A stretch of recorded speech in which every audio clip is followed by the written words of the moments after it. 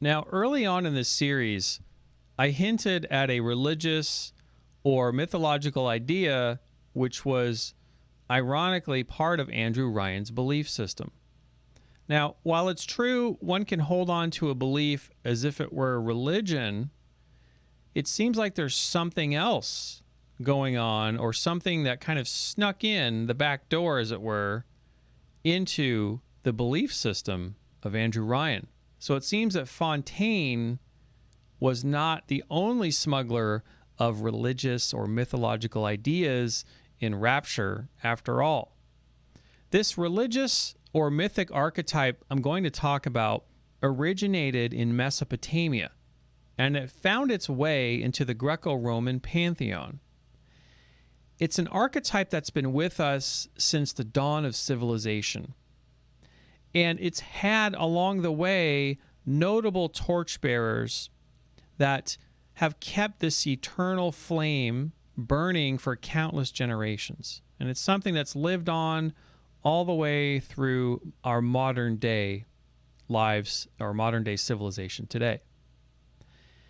One of the most notable torchbearers related with Bioshock, of course, is in the real world is Ayn Rand. She's among one of these torchbearers of this very ancient myth. This idea is known as the Promethean myth, and it predates Christianity. It goes back to at least 3000 BC to ancient Sumer with the story of Enki and Enlil, which is one of the oldest known myths of any civilization that we have on record. A myth which accounts for the creation of mankind at the hands of the god Enki, who created man through clay from the earth and the blood of the slain god Kingu. And this infers that mankind is at least a demigod, and at most a class of divine beings in their own right. Although I would presume this myth goes back much further beyond the sands of time, unless, of course, the Anunnaki of Sumer are indeed an advanced alien race and are the actual progenitors of humanity after all, like my man Giorgio Tsoukalos seems to be saying. Although I feel humanity deserves a little more credit than just chalking it up to aliens.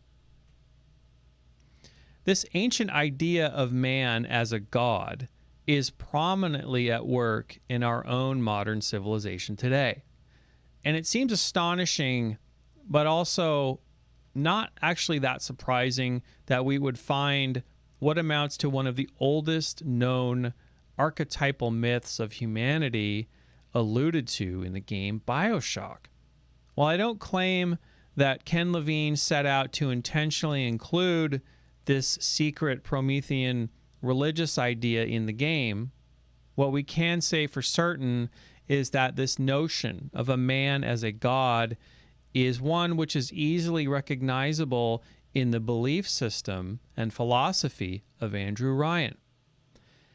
I'm using the term religion and myth, or the terms religion and myth, interchangeably to describe both a creation story and a subsequent belief or worldview from which the systems and philosophies of mankind are derived from.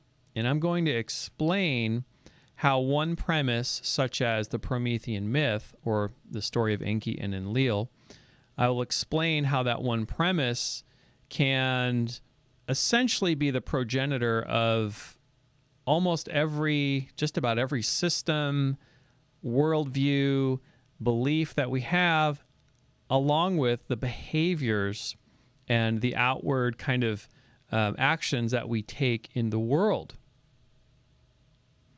There is a certain diffusion of systems and beliefs which arise out of one dominant worldview or one overarching myth, which is a pattern that can be exampled by the post-Enlightenment philosophers, for example.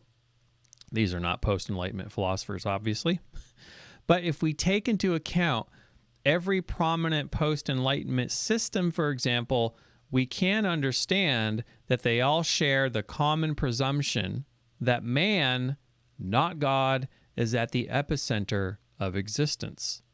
And we can see this presumption at work in the sciences, in government.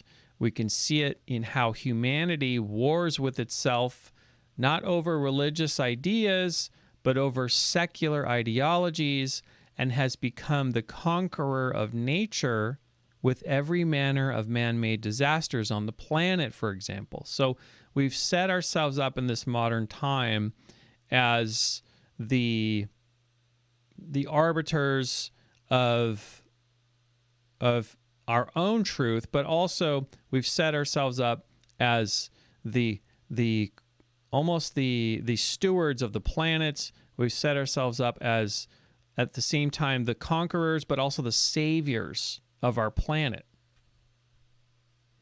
And it was the Enlightenment of the 17th and 18th centuries in Western civilization which revived the rationalism of the Greek philosophers, and it rejected a single monarchical or a authoritarian God, and it replaced that God with mankind at the top of the great chain of being. And it is during this period in history that we find the notion of the Promethean myth resembling something curiously similar to the idea that man, not God, should be the controller of his own destiny.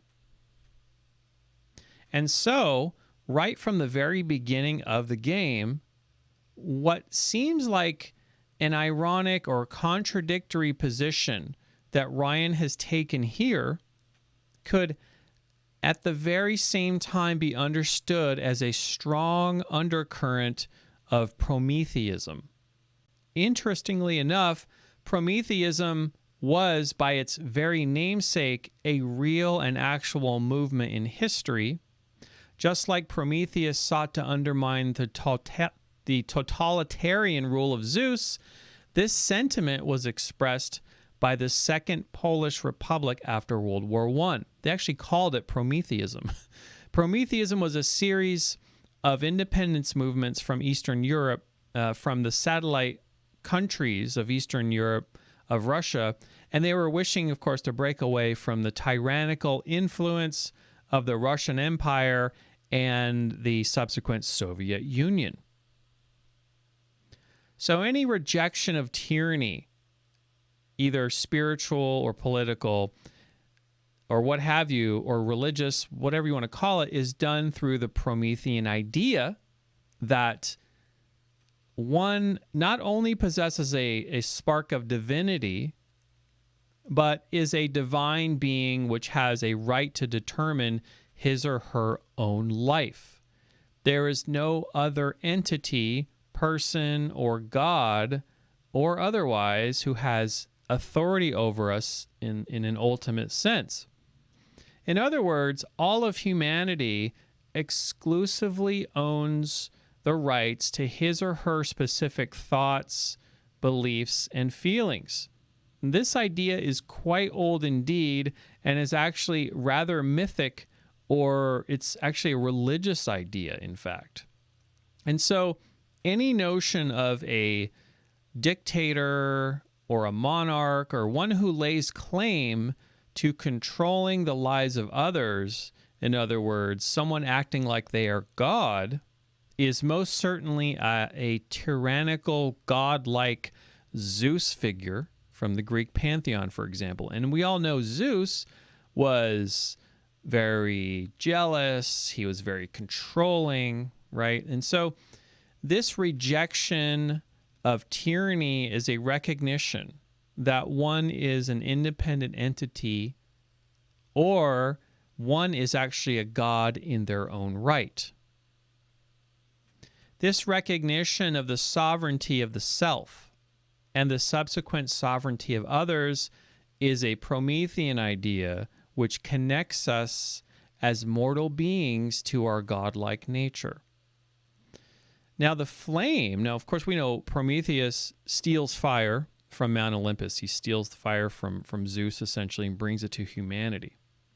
And we know that the flame not only symbolizes purity, renewal, and the animating force of creation, but it is also a reminder to humanity of our connection to divinity and the loving God who wishes for us to come into contact with our highest self and true nature. Because after all, it was in the story of Prometheus, for example, he wants humanity to have what the gods have. He wants the best for humanity. So he sneaks the fire into the reed, gives it to humanity, shows them. That's the first thing. He shows humanity how to use the fire.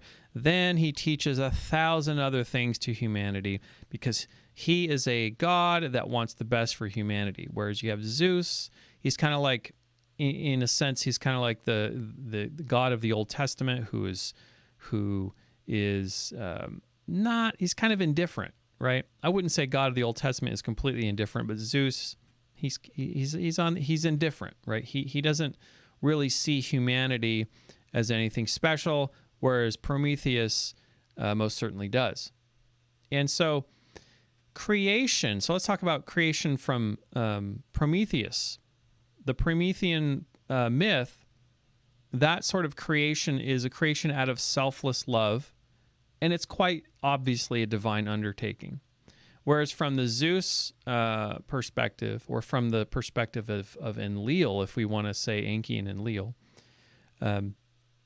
creation out of self-serving desires, right? You're just serving yourself, doesn't really seem all that godlike, right? So you can make an argument that Prometheus is actually more godlike than Zeus, or you could say, in a sense, Enki is a little more godlike than Enlil, depending, of course, on your perspective. Now, this divine sovereignty I'm talking about, or we could call it the soul, is part of every human and is part of the great chain of being for the entire cosmos. Now, this Sumerian relief we're looking at here is what could be considered a sort of great chain of being, one which gave inspiration to the great chain of being in the subsequent diagrams found from Plato's time and that of the reign of the Holy Roman Christian Empire.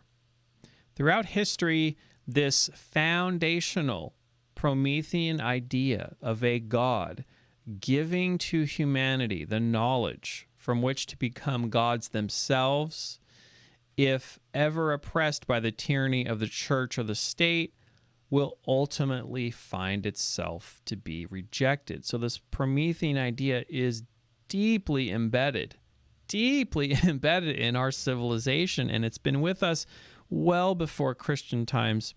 It's a part of the, you can find elements in the Zoroastrian faith from the previous slide.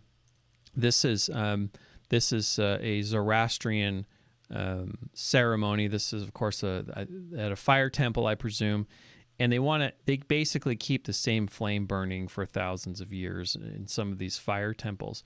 But the idea, of course, not only veneration of the elements, but also this idea of the divine spark of humanity and God wanting you to discover your own true divine nature. So this idea is Zoroastrian. This idea is Hindu. There are fire temples in India. There's this idea of the eternal flame, right, is related to the divine spark, but it has this Promethean undercurrent always is there, and that's basically saying that really any god worth his salt, at least in the eyes of a human being, is going to be a god that wants the best and wants to share all of the benefits of the gods with humanity. So this idea of a man choosing and a slave obeying then can be interpreted as man himself being godlike with the capacity, or at least the capacity to be godlike, right? The capacity given to us, or the technology and this divine spark, you want to call it, given to us by Prometheus or Enki to forge our own destiny as gods in our own right. Like we have that potential should we want to access that. Whereas the original sense in which the Sumerian god Enlil, or you could say Zeus in this as well, envisioned mankind as nothing more than beasts of burden and slave labor. So if we look at this panel here with Andrew Ryan, and you have a man chooses on the top and the slave obeys on the bottom, if you look at this panel very closely, we can see the struggle of ideas between Zeus and Prometheus, right? Or Enki and Enlil, with mankind right in the center of it all. So there's the struggle of the gods, you know. Zeus is saying these humans they're just beasts. They don't deserve the fire. They don't deserve the technology, the knowledge of the gods. And Prometheus completely disagrees and says, no, these are divine beings, and I want to help them, etc. These are, this is Prometheus is coming from a place of abundance, right? Whereas Zeus is coming from a place of scarcity, because Zeus is really just worried about himself, and he's worried that he's going to lose his place. He's thinking, well, if we share all of this, then we may have rivals to contend with, right? And Prometheus doesn't see the world that way. So these are two conflicting worldviews, and here's mankind right in the middle. And of course, we have to remark that mankind embodies both of these worldviews, right? We can as humans, we can embody this scarcity mindset, this sort of fear mindset, and then we can also embody the abundance mindset, or the Promethean mindset, right? Or we can embody that. So it's an amazing panel here. And Bioshock, yet again, I mean, it just never ceases to amaze me. Some of the connections